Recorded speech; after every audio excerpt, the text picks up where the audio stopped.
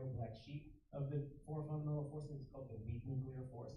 It's responsible for basically all kinds of radioactive decay. So as particles, so it's sort of like magic, the way the particles transform into other particles.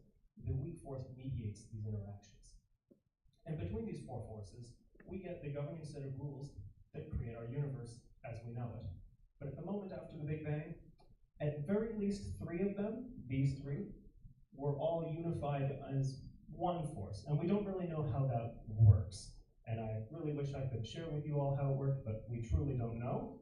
And we're fairly certain that gravity was also unified in with these four fundamental forces, but that's a bit of a long-standing problem that has stumped physicists for the better part of the last 100 years. But with that aside, we're lucky that we have fundamental forces because no universe is complete without rules. Now, what can we do with those rules? Actually, we have, okay. Sorry, the mic keeps cutting out. We have a quick caveat before we can do anything with our rules because the universe is still very young, still very, very young. And you'll notice we have this thing called cosmic inflation that just happened. It happened in 1/1,000,000th of a millionth of a millionth of a millionth of a second. And all of a sudden the universe, it sort of is this kind of graphic here is supposed to illustrate the size of the universe over time. So there's our Big Bang that just happened. And this is the cosmic inflation where it all of a sudden just like balloons out extremely fast and then kind of tapers off after that point. And the perspective for the scale for how much the universe expanded in this point is that when the era of cosmic inflation began, the universe was approximately way smaller than an atom. And when cosmic inflation was done, about a millionth of a millionth of a millionth of a millionth of a millionth of a millionth of a second later, it was larger than our entire galaxy. So that was incredibly fast, and the order of magnitudes faster spatial expansion that we saw in cosmic inflation, it is so many orders of magnitude greater than the speed of light, which, of course, we're going to make a quick caveat and say, but Caleb, the speed of light is the fastest possible speed in the universe. How did the universe just vastly, vastly exceed that, even if only for a micro instant? And the answer is because we need to quickly distinguish that the universe itself is made of space-time, and that space-time itself can expand beyond the speed of light because it's not a material thing. It is the fabric of the universe. And so it's not quite constrained in the same way that objects within the universe are constrained. Because of course, the universe is our stage. And if you all can endeavor, we're going to try and have to think about the universe in a really abstract way, because the universe is both everything in it, but also the stage on which everything happens. And so it's a little bit, let's say, wishy-washy when we get down into the nitty-gritty. And this is exactly the kind of nitty-gritty, wishy-washy stuff that astronomers have lots of headaches over, because it basically breaks our understanding of modern physics, and it's a real pain. Now, that said, the universe seems to have made it out of that incredibly fast point of inflation. There are these things called cosmic strings, which is this sort of hypothetical idea that the universe might have gotten broken a little bit in the first micro instant. And so if we look really far into the universe, we might see that kind of illustrated here. They wouldn't look like this in reality, but for the sake of visualization, this might be all broken, sort of like when water freezes. And as water freezes, it sort of freezes at different rates in different parts. And so it's sort of, you see little cracks in ice cubes. A similar thing might happen when this just rapidly ballooned out the universe. But then little tiny idiosyncrasies then were ballooned up as well. And so we see this sort of potential disparity. Now, of course, this is a hypothetical idea, but it's going to be extremely important later. So I'm going to ask everyone just to put a little in the back of their mind. That said, we are now, we still haven't even gotten close to a single nanosecond into the universe, but we've already entered into our next epoch, the post-expansionary epoch. Cosmic inflation is over.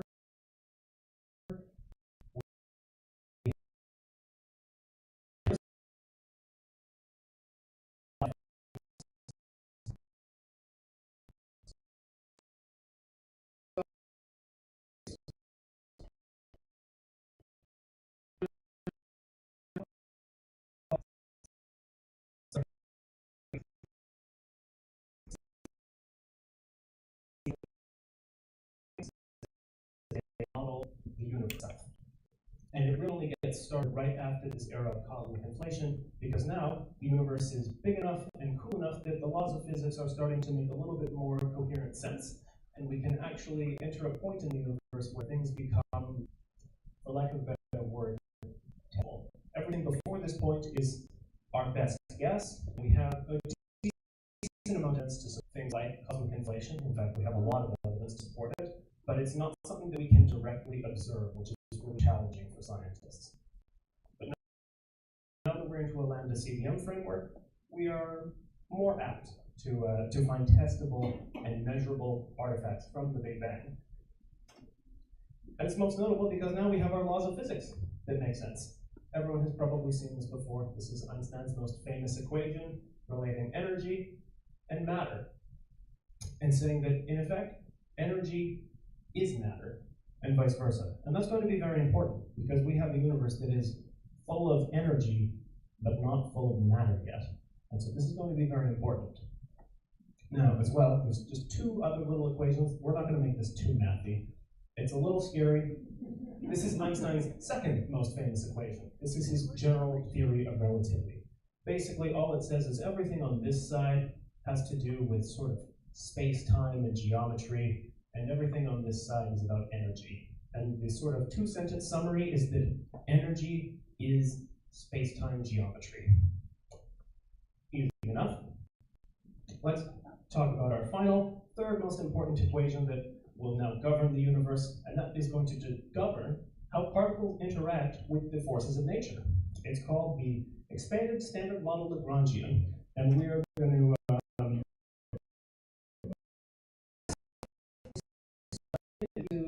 this partial differential equation.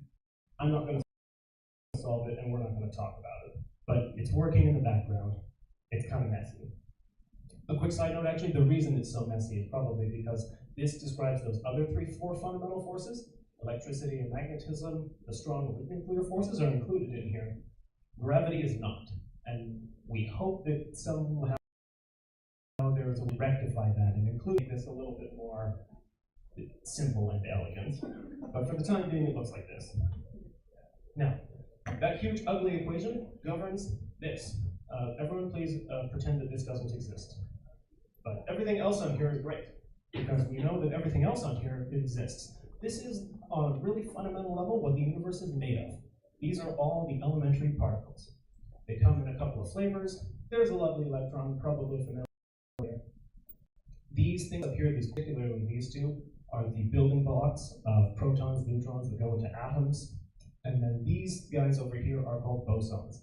And they're sort of particles that carry and mediate those universal forces that we were just talking about.